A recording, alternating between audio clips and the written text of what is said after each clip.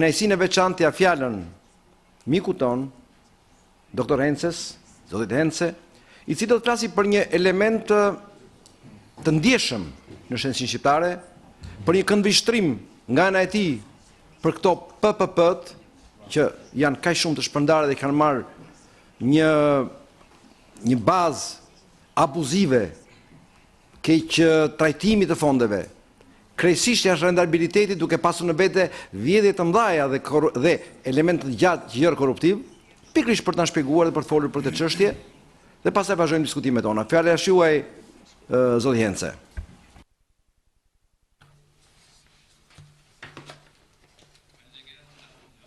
Të nderuara zonja dhe zotërinj, i nderuar zoti kryetar Basha, i dashur Tobias,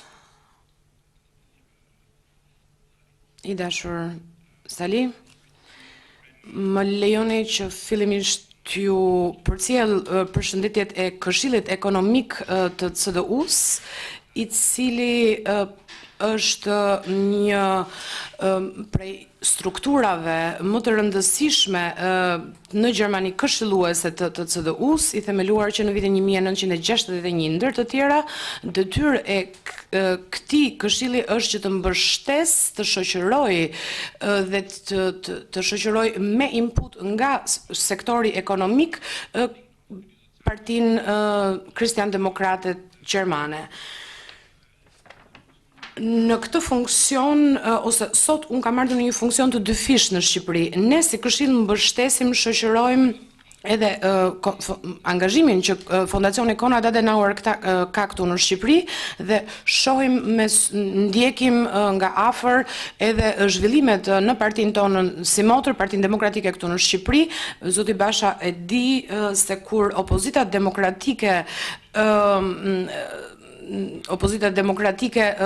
përballet me qeverinë, atëre pas ti ka dhe mbështetjen e sektorit ekonomik gjerman. Pra, qëllimi ju nuk është thjesht që të marrim, ne nuk duam që të marrim të rinjt shqiptar në Gjermani, por duam që të ndërtojmë një infrastrukturë të qëndrueshme në Shqipëri, në mënyrë që Shqipëria të mund të ketë një të ardhme. Qëllimi kryesor i Këshillit Konsultativ të CDU-së është që të prodhojë, të gjenerojë natyrisht ide produktive, jo vetëm për Gjermaninë, por dhe për vende të tjera, të cilat kanë një strukturë dhe një sistem ligjor të përshtatshëm që lejon që të punohet dhe të investohet në mënyrën e dur, çka ende në Shqipëri mungon. Për të realizuar, për të arritur të ardhmen, nuk ka një ashensor që mund ta marrim me të ngjitemi drejt së ardhmes, por na duhet të ngjisim shkallët në të njëjtën mënyrë. Unë dëshiroj që t'i shfrytëzoj këto 20 minuta në mënyrë që të prezantoj paksa më konkretisht, ndryshe nga prezantimi një viti më parë, të përmend disa prej këtyre shkallëve të cilat mund të ngjiten, mund të përdoren në mënyrë që hap pas hapit të mund të ngjisim këto shkallë pa rënë prej tyre. Besoj që janë të rëndësishme jo vetëm për Shqipërinë këto hapa, por dhe për vende të tjera europiane. Përveç kësaj, duhet të mos harrojmë lëvizjet e sidomos të rinjve drejt vendeve të Europës veriore, drejt vendeve skandinave. Të rinjt nuk duan që të largohen nga familjet e tyre. Besoj që ky fenomen dhe kjo mund të thuhet edhe për të rinj shqiptar, por ama ata largohen sepse nuk shohin një vizion dhe nuk shohin mundësi për të ardhmen. Dhe kjo është diçka dramatike, një zhvillim dramatik për Shqipërinë. Nëse kemi një politik të mirë, atëre me anë të politikave të mira ekonomike, njerëzit mund të qëndrojnë në vendin e tyre, pa që në nevoja që të largohen. Dëshiroj që të kaloj nëpërmjet 5 pikave, nëpërmjet këtyre 5 shkallëve që përmenda, në mënyrë që të krijoj një koncept të përgjithshëm për mënyrën se si mund të bashkëpunojë sektori privat me shtetin. Në kuptimin dhe në konceptin e ton dhe të CDU-së në Gjermani, shteti nuk duhet të prodhojë vetë, të gjenerojë vetë, por duhet të krijojë një strukturë, një kornizë ligjore, ndër të tjera dhe ligjore, në mënyrë që privati, individit të mund të shpalos aftësitë e veta krijuese. Përveç kësaj, organet e shtypit të mund të raportojnë në mënyrë të lirë drejt zhvillimeve të ndryshme. Shteti ka për detyrë për të krijuar kornizën e nevojshme në mënyrë që edhe pakicat e ndryshme të mund të gjejnë hapësirat e tyre zhvilluese. Në Gjermani, duke e konsideruar Gjermaninë si destinacion ekonomik në periudhën e ribashkimit, duhet të themi që ribashkimi i Gjermanive ka pasur me vete një kosto financiare për gati 1 miliard eurosh. Aso kohë, në 1995-96, pra gati 5-6 vjet pas ribashkimit të Gjermanive, u ndërmorën nismat të PPP-ve në mënyrë që të stabilizohej dhe të zhvillohej Gjermania si destinacion ekonomik. Çka do të thotë që shteti gjerman kishte nevojë për investitor financiar dhe për infrastrukturë në mënyrë që ish DDR-ja të mund të rindërtohej, pasi gjithçka u ndërtuan nga e para. Aty u ndërtuan apo u restauruan të gjithë spitalet e ish DDR-s për rreth 70 janë rindërtuar nga e para infrastruktura e kanalizimeve, furnizimit me ujë të pishëm, infrastruktura rrugore dhe hekurudhore. Një proces i cili në ditët e sotme mund të thuhet që pothuajse ka përfunduar dhe rezultati është që ish Republika Demokratike ish DDR-ja ka sot një infrastrukturë më të mirë se pjesa e Gjermanisë së vjetër perëndimore. Kjo është realizuar natyrisht vetëm nëpërmjet konstrukteve të tilla të partneritetit publiko-privat. Këtu duhet të themi që nuk ka vetëm një strukturë PPP-je, por disa modele, disa struktura të ndryshme. Për ju, këtu kam paraqitur apo kam sjellë me vete një strukturë në të cilën mund të bëjmë dallimin ndërmjet PPP-ve klasike, të cilat janë kryesisht në funksion të infrastrukturës, por kam sjell edhe modele të tjera se si ne në Gjermani apo dhe në Europën veriore bashkëpunojmë me privatin për krijimin apo investime infrastrukturore. Këtë mund ta shihni në këtë skicë që është paraqitur në diapozitivën në ekran. Më lejoni që të vazhdoj më tutje, kemi disa organizata të ndryshme, mënyra të ndryshme organizimi, ku përfshihet dizenjimi, planifikimi apo edhe struktura. Një mundësi tjetër është organizimi i strukturave të ofrimit të një shërbimi, siç është për shembull ofruar një PPP ngjashme në Shqipëri për sistemin e check-upeve. Përveç kësaj, në Europë ka modele të ndryshme ku edhe procesi i planifikimit, por edhe i ndërtimit krijohet nëpërmjet një PPP-je. Ose një mundësi tjetër është edhe jo vetëm ndërtimi, por organizimi dhe krijimi një PPP-je për ndërtimin dhe mirëmbajtjen, operimin e mëtejshëm të infrastrukturës apo strukturës që ndërtohet. Ajo ka financimi i infrastrukturës apo dhe i objekteve mund të realizohet natyrisht edhe nëpërmjet mënyrave të tjera, si për shembull siç funksionon sistemi leasing për automjetet, ku muaj për muaj paguhet një kuotë e caktuar, një shumë e caktuar për të financuar mjetin që do të blerë.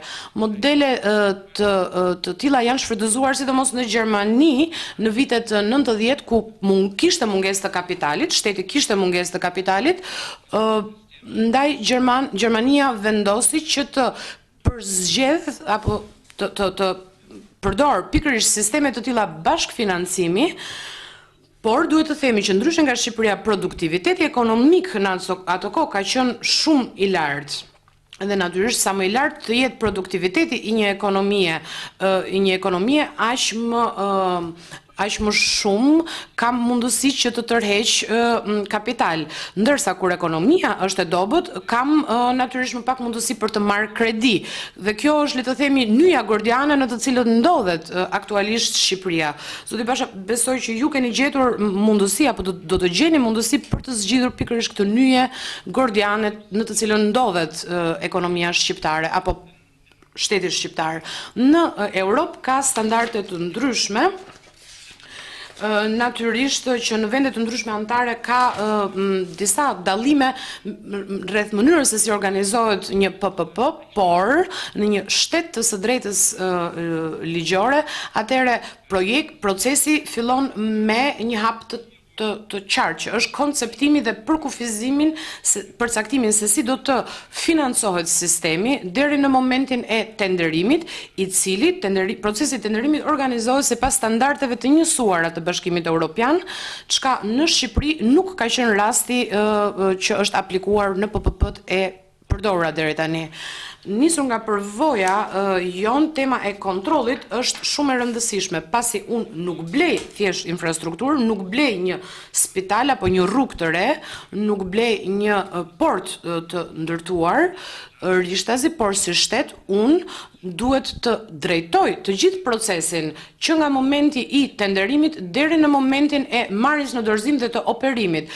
Shteti ka për detyrë që të kontrollojë nëse privati apo i përmbush ose jo standardet që janë përcaktuar për të gjitha fazat e projektit. E nevojshme është që për projekte të tilla të ketë edhe ekspertë të cilët kanë njohje dhe kuptim të thellë të proceseve të PPP-s, jo vetëm në rastin e Shqipërisë apo dhe të Kosovës, për shembull në sektorin e shëndetësisë, më duhen ekspertë të cilët të dinë të kontrollojnë dhe të për shembull cilësinë e sistemit të diagnostifikimit, cilat janë, ku blihen testet, si është cilësia e testeve të diagnostifikimit, ku realizohet procesi i diagnostifikimit, a kanë punonjësit kualifikimet e nevojshme për të kryer këtë proces. Natyrisht që procesi i kontrollit është një proces shumë gjithëpërfshirës, shumë kompleks, i cili realizohet jo vetëm në një periudhë të caktuar kohe, por mund të shtrihet madje edhe për një periudhë shumë të gjatë kohore që mund të jetë disa vjeçare. Më lejoni që të kaloj edhe në një aspekt tjetër për të kuptuar akoma më mirë faktin që nuk flasim vetëm për anën teknike të proceseve të tilla të PPP-s, por dhe për kontekstin e përgjithshëm. Sistemet të PPP-ve nuk mund të kopjohen thjesht një më një nga Europa, pa marrë parasysh kontekstin real në Shqipëri. Do të ishte sikur të merrnim një gisht të një personi tjetër dhe ta vendosim në një trup të huaj të dikujt tjetër. E rëndësishme është që elementet e ndryshëm të funksionojnë në një simbioz me njëri tjetrin. Këto PPP funksionojnë vetëm në një marrëdhënie simbiotike brenda një sistemi të caktuar. Ndaj dua të përmend këtu 4 kategori të rëndësishme në mënyrë që në mënyrë që të ndërtohet në mënyrë efikase infrastruktura e nevojshme, jo vetëm infrastrukturë rrugore apo ekurrodhore, por dhe infrastrukturë ndërtesash apo në sisteme të ndryshme. Nëse do të flisja për sa i përket kuadrit ligjor dhe sistemit të shtetit të së drejtës, atëherë nuk mund të ketë një sistem të tillë pa pasur një gjykatë funksionale kushtetuese dhe një sistem gjyqësor funksionues. Nëse qeveria nuk e pranon kushtetutën e një vendi, atëherë një sistem, një shtet demokratik i së drejtës nuk mund të funksionojë. E dyta është që demokracia është e rëndësishme, sidomos kur bëhet fjalë për pakicat, sepse pas kësaj fshihet dhe aspekti i rëndësishëm i ndarjes të pushteteve. Dhe këtu bëhet dallimi ndërmjet demokracisë dhe shtetit të së drejtës. Shteti i së drejtë, në një shtet të së drejtës, pushteti ekzekutiv nuk mund të ndërhyjë në sistemin gjyqësor dhe sidomos kur flasim për gjykatën kushtetuese. Një faktor tjetër shumë i rëndësishëm janë burimet njerëzore, njerëzit, si duhet zhvilluar, pse duhet zhvilluar infrastruktura, si duhet operuar dhe mirëmbajtur ajo nëse njerëzit nuk janë më në vend, nëse njerëzit largohen. Dhe vërtet që Shqipëria ndodhet përpara një problemi të jashtëzakonshëm. Të rinjt largohen nga vendi, në zonat rurale ka një braktisje masive të tyre dhe ndryshime të madhe demografike, ndryshime natyrisht të cilat nuk po ndodhin vetëm në Shqipëri, por janë akoma më dramatike në Shqipëri, sidomos për sa i përket ndryshimeve që kanë ndodhur apo zhvillimeve të Shqipërisë në vitet e fundit. Pra, sa më pak shpresë të kenë të rinjt për të ardhmen, për një të ardhme dhe perspektivë në Shqipëri, atëherë aq më i madh do të jetë presioni ndaj tyre që të largohen. Çka do të thotë presioni në 5-6 vitet e ardhshme do të rritet për ata që do të mbeten në Shqipëri në mënyrë që të financojnë sisteme të ndryshme dhe ndoshta Shqipëria do të kthehet në një vend për turizmin e moshave të treta, ku vetëm moshat të treta do të jetojnë në Shqipëri. Por një model PPP pa të rinj nuk funksionon mirë ose nuk funksionon fare. Ajo si kemi vepruar ne dhe do ta rekomandoja këtë për Shqipërinë, kur organizojmë procese tenderimi, ne kemi përfshirë në kushtet e kontratës së tenderit që në to të krijohen vende pune ku të punësojnë shqiptarë. Në këtë mënyrë ka dhe efekt monetar, financiar që të mbetet, efekt financiar i cili shpërndahet edhe në një komunitet të caktuar, në një rajon të caktuar dhe jo thjesht në xhepat e privatit që merr pjesë në projekt. Një temë e rëndësishme e cila mbështetet edhe nga Fondacioni Konrad Adenauer është edhe çështja e balancës për aspekte të ndryshme. Në lidhje me faktorët që luajnë një rol për sa i përket PPP-ve, po kaloj në nivelin e kontratës, në nivelin kontraktual.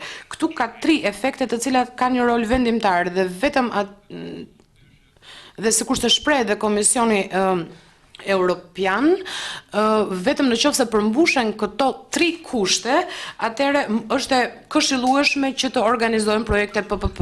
Gjykata Europiane apo edhe instrumentat Gjykata Europiane llogarive shpesh monitoron dhe kontrollon në qoftë se janë të dhënë 3 faktorë të tillë kur realizojnë projekte PPP në nivel europian. Askush prej nesh nuk ble një sen, një objekt, nëse nuk është i mendimit se ky objekt i shërben, mund ta shfrytëzoj atë, sepse e duam, na pëlqen, apo sepse duam ta shfrytëzojmë atë çka po blejmë në mënyrë produktive. Së dyti, në qoftë se ndërtoj një rrugë, në qoftë se ndërtoj një spital, duhet të jetë me përfitim ekonomik. Pra, ky proces duhet më ofroj më shumë avantazhe se sa disavantazhe. Nëse shohim procese të tilla ekonomike, këto procese janë të lidhura ngushtë me njëra tjetrën. Vetëm nëse faktori ekonomik është 1-0, të paktën tek ne në Gjermani, vetëm atëherë realizohet një projekt PPP. Nëse ky faktor është më pak se 1, atëherë shteti është në dizavantazh dhe nuk zgjidhet modeli PPP, por një model tjetër i cili mund të jetë më efektiv. Njësoj si në mjekësi, shihet se cili është operacioni i dur për sëmundjen e pacientit, në mënyrë që të mos fokusohem vetëm tek një mënyrë trajtimi, tek një terapi, por të shoh cilat janë alternativat e ndryshme dhe cilat sjellin rezultatin më të mirë. Do t'ju tregoj tani se çfarë nuk funksionon në Shqipëri. Natyrisht në Shqipëri keni shumë muaj që flitet për teatrin kombëtar. Le të themi që ky informacion ka ardhur deri tek ne në Gjermani. Bëhet fjalë për një truall me një sipërfaqe të caktuar prej 8500 metrash katror, i cili do t'i vihet në dispozicion një privati për të ndërtuar një ndërtim një teatr të ri me një vlerë prej 10 deri në 11 milion euro. Natyrisht që kostot për ndërtimin e një teatri kombëtar nuk mund të jenë 10 milion euro, nëse pra, po të shikonim faktorin ekonomik në këtë rast të përfitimit të shtetit, ajo nuk do ta përmbushte atë kushtin që përmenda më lart që duhet të jetë faktori 1. Pra, shteti në këtë rast nuk do të përfitonte. Nëse shteti do ta kryente projektin vërtet siç duhet, atëherë do të duhej që të niste një proces gjyqësor ndaj të gjithë atyre që kanë organizuar procesin e tenderimit për ngritjen e teatrit, pasi do t'i kishte shkaktuar për shkak të dëmeve ekonomike që do t'i shkaktoheshin shtetit. Pra, PPP-t duhet të jenë subjekt dhe objekt i verifikimit të eficiencës së tyre ekonomike. Ekonomia ka nevojë natyrisht për infrastrukturë rrugore, për infrastrukturë portuale, hekurudhore. Edhe infrastruktura shëndetësore është shumë e rëndësishme. Besoj që këtë po e shihni edhe në kontekstin e diskutimeve rreth koronavirusit. A ka në Shqipëri një infrastrukturë të nevojshme spitalore apo shëndetësore që të përballojë një fluks të lartë të infektuarish me këtë virus? Nëse do të ishin shfaqur, ose nëse do të shfaqen rastet të tilla në Shqipëri, besoj që vendet fqinj do të mbyllin kufijtë e tyre për shqiptarët për shkak të mungesës së kapaciteteve trajtuese. Natyrisht që infrastruktura funksionale shëndetësore është e rëndësishme. Ne nga ana ndërkombëtare jemi, dhe si miq tuaj në nivel ndërkombëtar, jemi të gatshëm që të mbështesim edhe financiarisht rimëkëmbjen e sistemit shëndetësor, por të paktën sipas informacioneve që kam, duket se në Shqipëri nuk ka raste të prekurve me koronavirus, të paktën për momentin ky është një lajm i mirë. Për t'ju rikthyer efekteve të PPP-ve, në rastin e organizimit të mirë të strukturave të PPP-ve, realisht arrim që është e mundur që të tërhiqen edhe investitor të huaj, jo vetëm duke dhënë kredi, por edhe duke i përfshirë ata dhe duke i motivuar që të vinë dhe të investojnë në një vend të caktuar. Një gjë e tillë është realizuar me sukses në vende të ndryshme të botës, mund të realizohet me sukses edhe në Shqipëri, por kushti paraprak është që administrata të mos jetë e korruptuar dhe sistemi gjyqësor të jetë funksional. Përndryshe, nëse në Shqipëri nuk funksionon shteti i së drejtës, asnjë investitor i huaj nuk do t'i afrohet Shqipërisë. Rrjedhimisht sistemet PPP-s nuk do të funksionojnë siç duhet. Për shembull, në sektorin rrugor, infrastrukturor, aplikimi i sistemeve të taksave rrugore janë të vjetëruara tashmë. Ne në Gjermani nuk kemi fare një sistem të taksave të autostradës. Ne në Gjermani kemi një sistem shumë të mirë rrugor. Kur tentuam përpara disa vjetesh që të vendosnim në një tunel me një gjatësi prej 700 metrash, më falni, donim që të vendosnim një taks rrugore.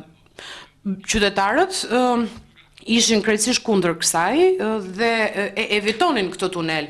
Ndaj shteti, qeveria gjermane vendosi dhe ligjvënësi vendosi që të mos e aplikonte këtë sistem të taksave rrugore. Në sistemin kur bëhet fjalë për sistemin, më lejoni të jap një shembull, një autostradë, një rrugë funksionon 365 ditë në vit.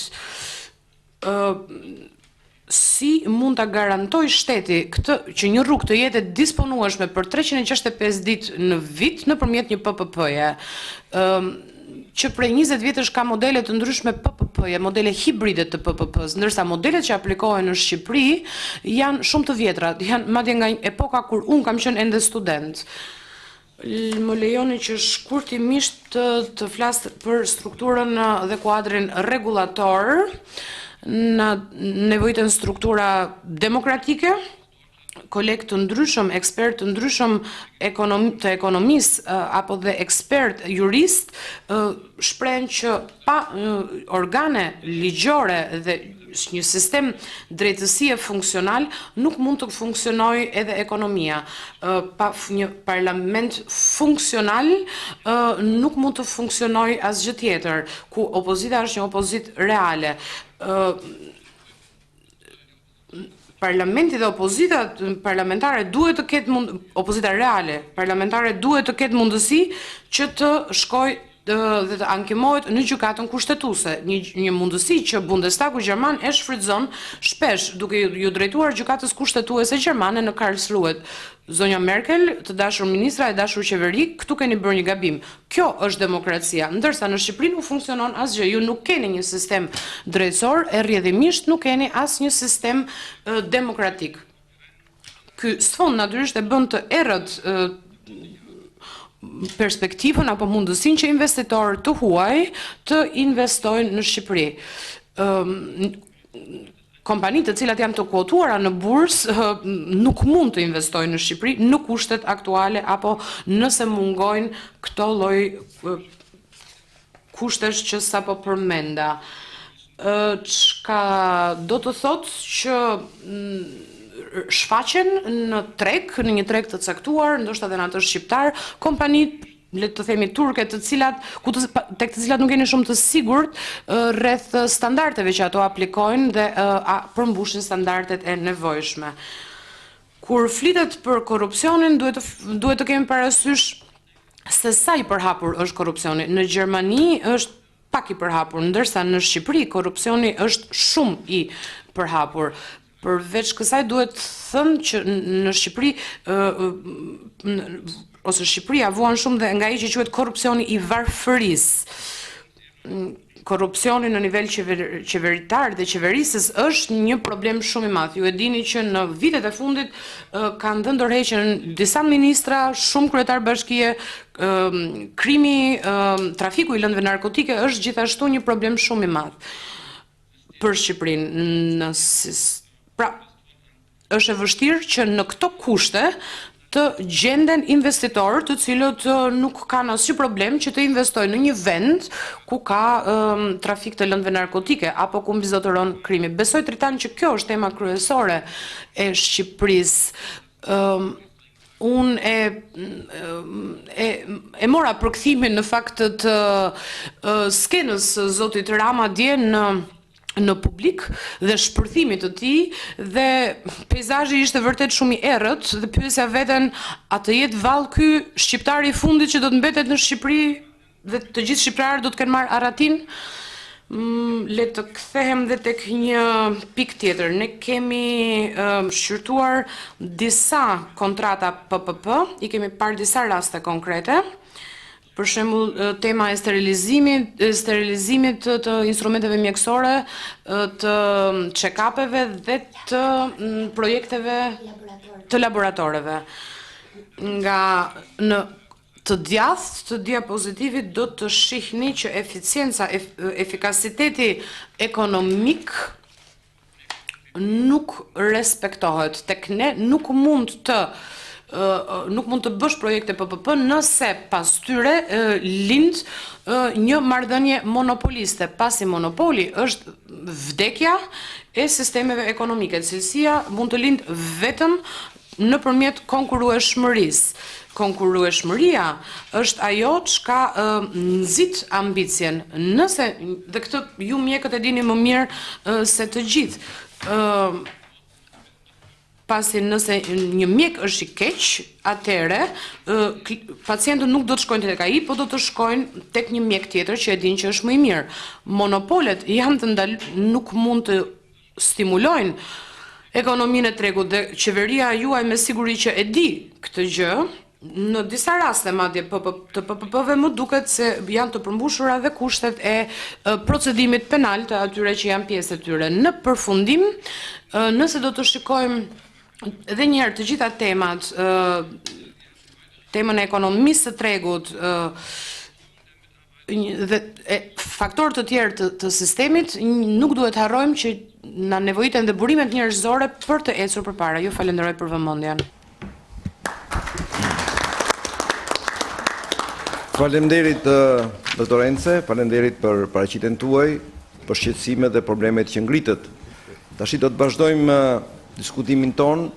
Unë përfitoj nga rasti me qenë se u diskutua për PPP nga doktor Henze, t'ia fjalën në zonjës Zvokshi, që shkurtimisht të thotë diçka në lidhje me problemet akute që janë ndërmarrë që ka Shqipëria sot në drejtim. Vetëm do lutem të gjithë atyre që do diskutojnë, të jenë sa më të shkurtër në fjalën e tyre, 2-3 minuta, jo më shumë, sepse pasaj kryetari i partisë do kone vetë si të shprehej disa ide programore në lidhje me sistemin shënësor në bazë të gjykimit të tij dhe gjykimit të Partisë Demokratike. Faleminderit. Fjalë juaj zonja Bokshi. Faleminderit Tritan.